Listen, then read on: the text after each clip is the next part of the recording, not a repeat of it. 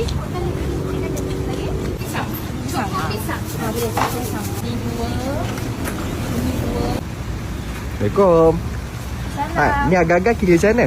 6 pieces RM5. Boleh bagi 6 pieces yang awaknya yang best ni tak? Boleh. Okay. Kita ada dragon susu, Buah naga. buah naga. Ni Okay. mango susu. Mango susu. Okay. Ni koko pisang. Okay. So, pisang. Lepas tu ni kita ada puding roti. Oh, punya roti Okay. Lepas tu kita ada fruity. Buah-buah campur. Okay. Lepas tu kita ada cappuccino orange. Cappuccino orange Wah, okay.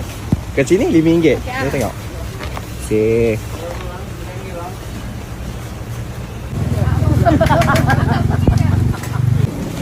Sini kita ada beberapa jenis tapi ni yang sempat kita buat. Ini sempat ni. Ada apa je kat sini? Okay, hari ni kita ada ni legend. Apa tu? Jagung. Jagung. Okay. Ni anggur susu.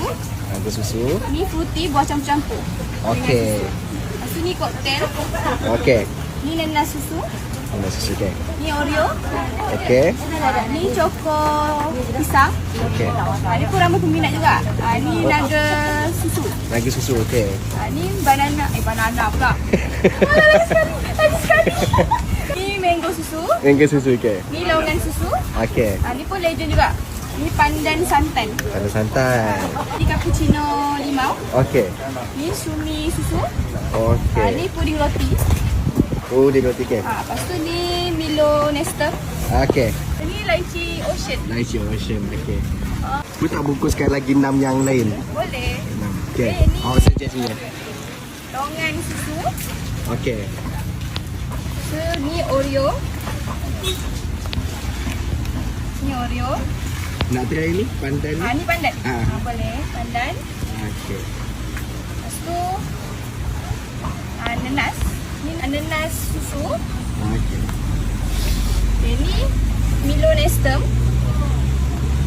Okay, and last ni legend juga. Ni jagung. Okay. Terima kasih. Pisang. Choco pisang. Boleh pisang. Ni dua. Ni dua.